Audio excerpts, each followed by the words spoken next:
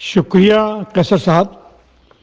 میں آپ کے لیے یہ افسانہ بھیج رہا ہوں جو میری کتاب جو دل نکلے تو دم نکلے میں ہے، اور اس افسانے کا نام ہے سڑک مہاراج.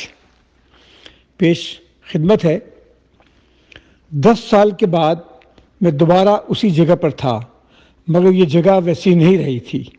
10 سال پہلے تو یہاں پر ایک چھوٹی سی معمولی سی ویران سی دکان تھی. دکان سے تھوڑا سا دور چند گھروں پر مشتمل ایک چھوٹا گاؤں تھا، اور گاؤں کے اندر ایک ٹوٹا پھوٹا اجڑا سا مندر تھا. اس ٹوٹے پھوٹے چھوٹے سے مندر میں کچھ دیوی دیوتاؤں کی مورتیں تھیں. ان مورتیوں کو دیکھ بھال کرنے والا ایک پجاری تھا. صدیوں پرانا گاؤں صدیوں پرانی دنیا میں رہ رہا تھا. تھوڑی دیر کے بعد کسی گاڑی، وین، بس، ٹریکٹر کے آنے سے پانی، گٹکا، چھالیا، چائے، سوڈا، بوتلوں کی دکان پر تھوڑا سا ہنگامہ ہوتا. پھر وہی صحرا کی مٹی، وہی ٹوٹی پھوٹی ہوئی سڑک، وہی صدیوں پرانا علاقہ، وہی صدیوں پرانی ویرانی اور وہی پرانے لوگ. 12-13 سال پہلے جب میں آیا تھا تو اس جگہ پر مجھے رہنا پڑ گیا تھا. میں اس وقت مندروں کے بارے میں معلومات جمع کر رہا تھا.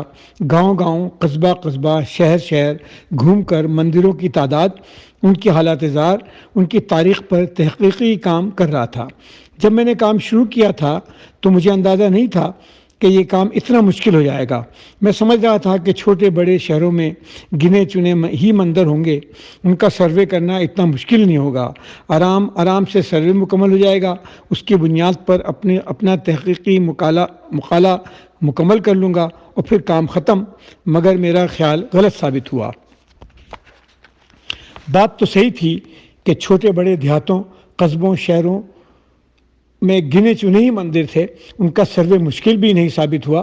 مگر ہوا یہ کہ ہر چھوٹے بڑے شہر کے ساتھ شہر سے باہر چھوٹے موٹے گاؤں، دیہات، قصبوں میں مندروں کے ساتھ ساتھ دور دراز ویرانوں میں بھی ان کے موجود ہونے کی خبر ملی.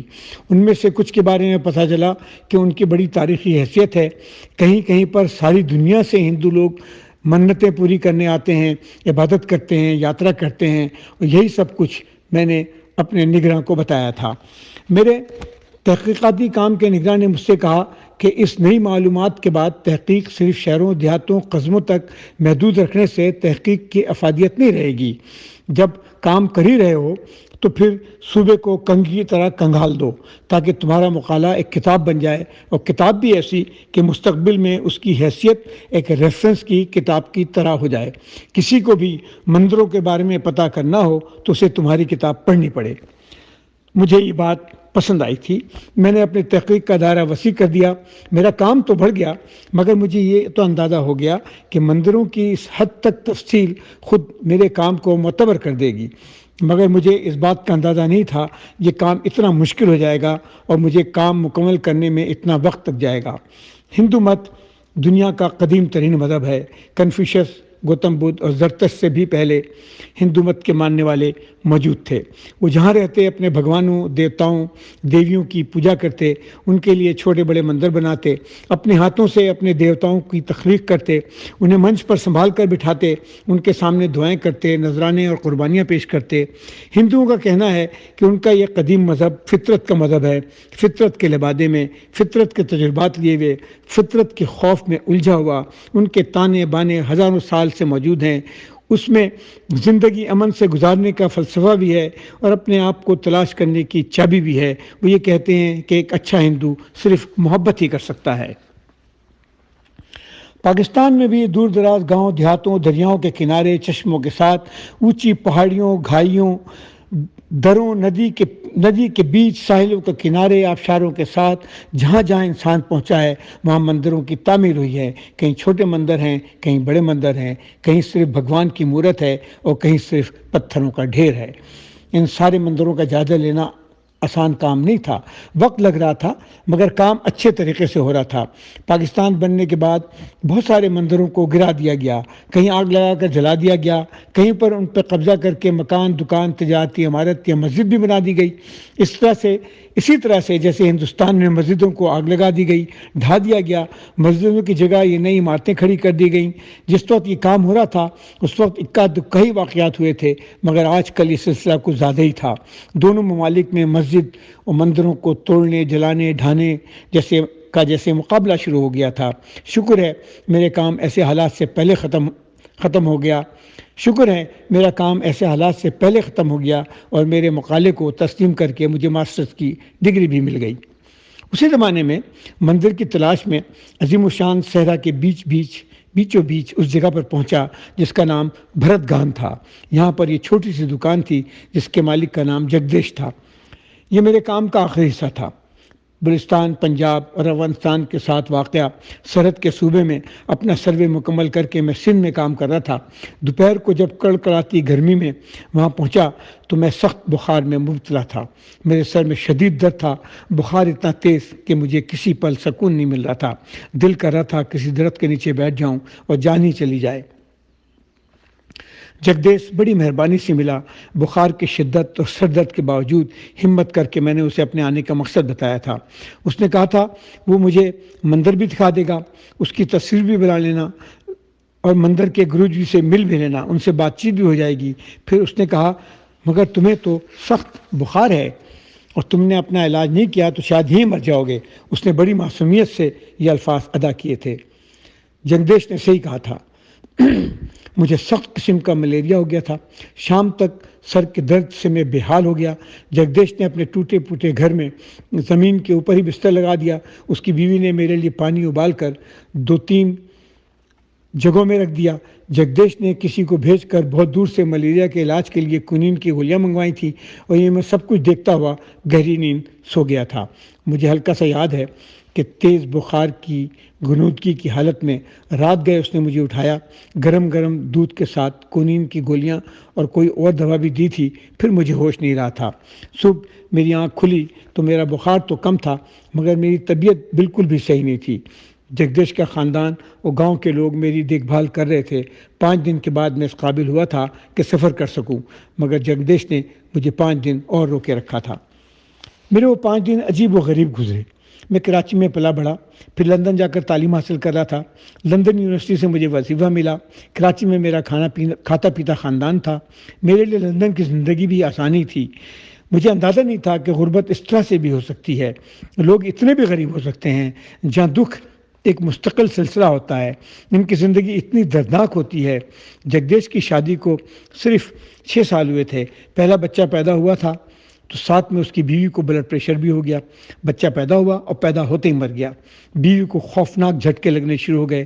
گدھا گاڑی پر 50 میل دور ایک کمپاؤنڈر کے پاس لے جایا گیا جس کی دواؤں سے وہ صحیح تو ہو گئی مگر گھر میں جو کچھ بھی تھا وہ بک گیا تھا۔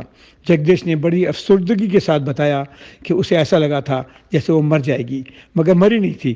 بہت دنوں تک اپنے مرے ہوئے بچوں کو یاد کر کے روتی رہی، پھر بھگوان کی مرضی سمجھ کر سب کچھ قبول کر لیا۔ میں نے سوچا کہ بھگوان کتنا ضروری ہے۔ اگر بھگوان نہ ہو، اس کی مرضی پر بھروسہ نہ ہو تو غریب کیا کرے گا۔ میں نے دل میں بھگوان کا شکریہ ادا کیا۔ جب تک غربت ہے، جب تک ناانصافی ہے، جب تک ظلم ہے، زیادتی ہے، بیماری سے موت ہے، تب تک بھگوان بہت ضروری ہے۔ بھگوان کو بھگوان قائم رکھے۔ 3 سال کے بعد جگدیش کے گھر دوسرا بیٹا پیدا ہوا۔ جگدیش احتیاط کے خیال سے حمل کے آخری دنوں میں اپنی بیوی آشا کو لے کر شہر چلا گیا، جہاں سب کچھ صحیح طریقے سے ہو گیا اور وہ دونوں خوشی اپنے بیٹے کو لے کر گاؤں آ گئے۔ 2 ہفتے کے بعد اس کے بیٹے کو دست آنا شروع ہو گیا۔ مندر کے پجاری، گاؤں کے بڑے بوڑھوں کے علاج کی ناکامی کے بعد وہ دونوں اپنے بچے کو بس میں لے کر شہر آ گئے تھے۔ ٹوٹی پوٹی سڑک کے اوپر رینگتی ہچکولے کھاتی بس میں شہر پہنچنے سے پہلے ہی اس کے بچے کی جان چلی گئی تھی۔ وہ سڑک ایسی ہی تھی، اس پر تو صحت مند آدمی بھی ہچکولے برداشت نہیں کر سکتا تھا، وہ بچہ تو بیمار تھا۔ زندگی میں بہت دکھ ہیں، جگدیش نے مجھ سے کہا تھا۔ اس کہانی کو سن کر میرے بھی آنسو نکل آئے تھے۔ بس بھگوان کے کسی بات پر ناراض تھے، نہ انہوں نے میری پرارتھنا سنی، نہ ہی انہیں میری بیوی کے آنسو منا سکے، نہ ہی مندر کے پجاری کی منتوں نے رام کیا۔ بھگوان کی بھی ضرورت مندروں کا ہی امتحان لیتی ہے، غریب کو ہی آزمانا ہے۔ بھگوان کے اپنے ڈھنگ ہیں جنہیں بھگوان ہی سمجھتا ہے۔ ان دونوں سے میری دوستی بڑھتی گئی۔ 10 دن میں میں جیسے ان کے خاندان کا فرد بن گیا۔ انہوں نے بتایا کہ ایک چھوٹا سا مندر کئی سو سال پرانا ہے اور دور دور سے یاتری یہاں آتے ہیں، مگر راستہ خراب ہونے کی وجہ سے یہاں آنا بہت مشکل ہے۔ دونوں میاں بیوی مذہبی تھے، گھر میں بھگوان کی مورت تھی اور روزانہ مندر میں گھنٹا بجا کر وہ عبادت کرتے اور سکون سے رہنے کی کوشش کرتے تھے۔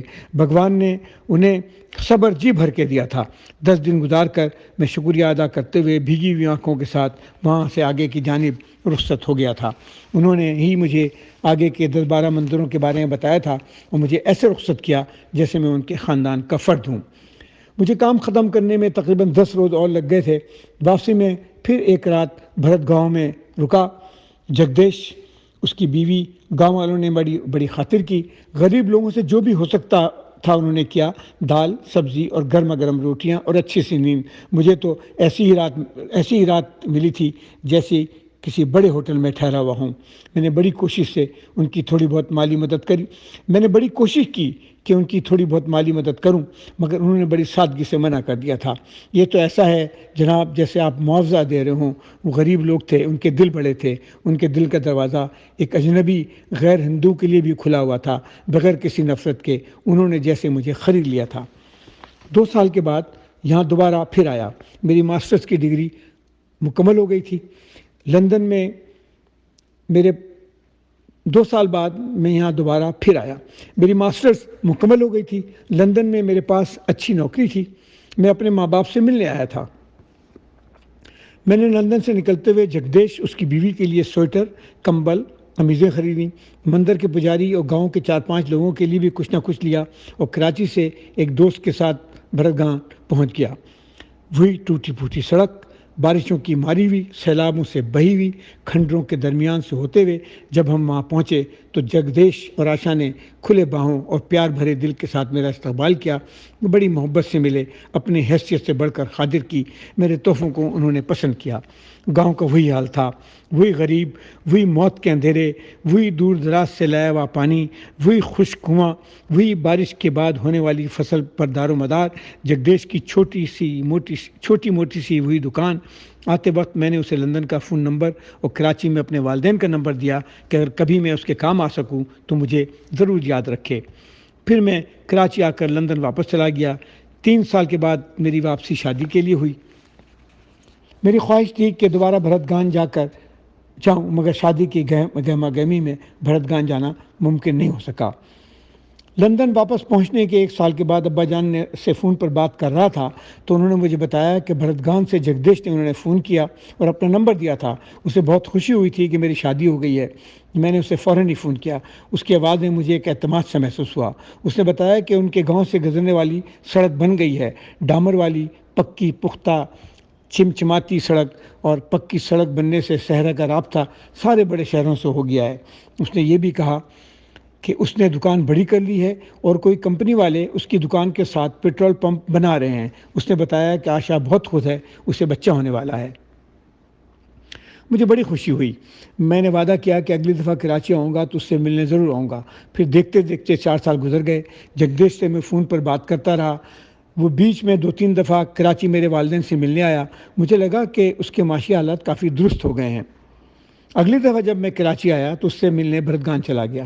میری بیوی کو صحرا میں جانے کا کوئی شوق نہیں تھا۔ وہ دونوں بچوں کے ساتھ میکے میں رہنا چاہتی تھی، جس پر مجھے کوئی اعتراض نہیں تھا۔ بھرتگان کا راستہ بہت اچھا ہو گیا تھا۔ 9 گھنٹے میں طے ہونے والا سفر 4 گھنٹے میں پورا ہو گیا۔ جگدیش کا پیٹرول پمپ ڈامر سے بنی ہوئی پکی سڑک پر دور سے نظر آ گیا۔ گاؤں میں کئی پکے مکان نظر آ رہے تھے اور دور سے پتہ لگتا تھا کہ ایک بڑا سمندر بھی ہے۔ جگدیش پیٹرول پمپ پر ہی مل گیا، جہاں وہ اپنے بڑے سے کمرے میں بیٹھا ہوا تھا، جہاں پنکھا بھی تھا اور ایئر کنڈیشنر بھی لگا ہوا تھا۔ باتوں کے دوران جب بجلی چلی گئی تو جنریٹر کے چلنے کی بھی آواز آنا شروع ہو گئی۔ مجھے بڑی خوشی ہوئی کہ جگدیش کی زندگی میں بڑی تیزی سے اچھی تبدیلی آ گئی ہے۔ آخر بھگوان کو جگدیش پر رحم آ گیا تھا۔ ہم لوگ اس کے ساتھ ہی اس کے گھر گئے۔ اس نے اچھا سا گھر بنا لیا تھا جہاں آشا اپنے بیٹے اور بیٹی کے ساتھ موجود تھی۔ وہ بڑے محبت سے ملے، ہم لوگ کو اچھا سا کھانا کھلایا، رات گئے تک باتیں کرتے رہے۔ انہوں نے بتایا کہ گاؤں کی زندگی بدل گئی ہے، مندر بڑا ہو گیا ہے، گاؤں کے ساتھ ساتھ پکی سڑک پر 3 ہوٹل بن گئے ہیں۔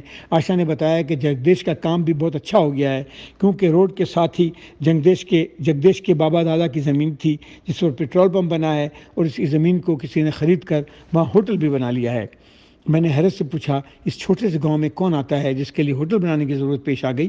جگدیش نے بتایا کہ روڈ بننے کے بعد سے دور دور سے یاتری اس سینکڑوں سال پرانے مندر کو دیکھنے آتے ہیں اور پوجا کرتے ہیں۔ اب ہر سال یاتریوں کا میلہ ہونے لگا ہے۔ ہندوستان، نیپال، بنگلہ دیش سے یاتری آنے لگے ہیں۔ بہت رش ہوتا ہے جناب، میلے کے دنوں میں قسمت بدل گئی ہے ہم لوگوں کی۔ میں نے کہا، صبح جانے سے پہلے مندر دیکھنے جائیں گے؟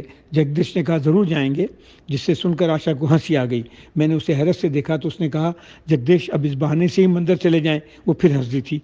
دوسرے دن ناشتہ کر کے ہم لوگ مندر چلے گئے۔ پرانے ٹوٹے پھوٹے مندر کی جگہ پر ایک بڑی سی عمارت تھی۔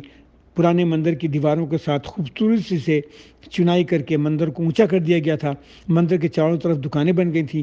ایسے لگتا تھا جیسے مندر پر اچھا خاصا پیسہ خرچ کیا گیا ہے۔ مندر کے پجاری بھی وہی پرانے والے تھے جو بہت اچھے سے ملے، مگر مجھے ایسا محسوس ہوا جیسے وہ جگدیش سے ناراض سے ہیں۔ میں نے اس وقت کچھ بھی نہیں کہا۔ پیٹرول پمپ پہنچ کر ہم لوگ جگدیش کے کمرے میں بیٹھے ہوئے واپسی سے پہلے چائے پی رہے تھے کہ مجھے یاد آ گیا۔ میں نے اس سے پوچھا کہ مندر کے پجاری اس سے ناراض سے کیوں لگ رہے تھے؟ وہ ہنس دیا۔ ہاں، وہ مجھ سے ناراض ہیں کیونکہ میں نے مندر جانا چھوڑ دیا ہے۔ اچھا، تم نے مندر جانا چھوڑ دیا ہے؟ مگر کیوں؟ تم تو بڑی بھگوان کی سیوا کرنے والے آدمی ہوتے تھے۔ میں نے حیرت سے پوچھا۔ ہوتا تھا، اب نہیں ہوں، اس نے ہنستے ہوئے جواب دیا۔ کیا مطلب؟ کیا مطلب ہے تمہارا؟ کیا تم نے پوجا پاٹ سب کچھ چھوڑ دیا ہے؟ یہ تو میں پہلی دفعہ سن رہا ہوں۔ مسلمان ہو گئے ہو کیا؟ میں نے ہنستے ہوئے پوچھا۔ نہیں، مسلمان تو نہیں ہوا، مگر دیوتا بدل گیا ہے۔ اسی بدلے ہوئے دیوتا کی پوجا کرتا ہوں، اس نے سنجیدگی سے جواب دیا۔ مگر وہ مندر میں نہیں ہے، لہذا مندر میں بھی نہیں جاتا ہوں، اس نے سنجیدگی سے کہا تھا۔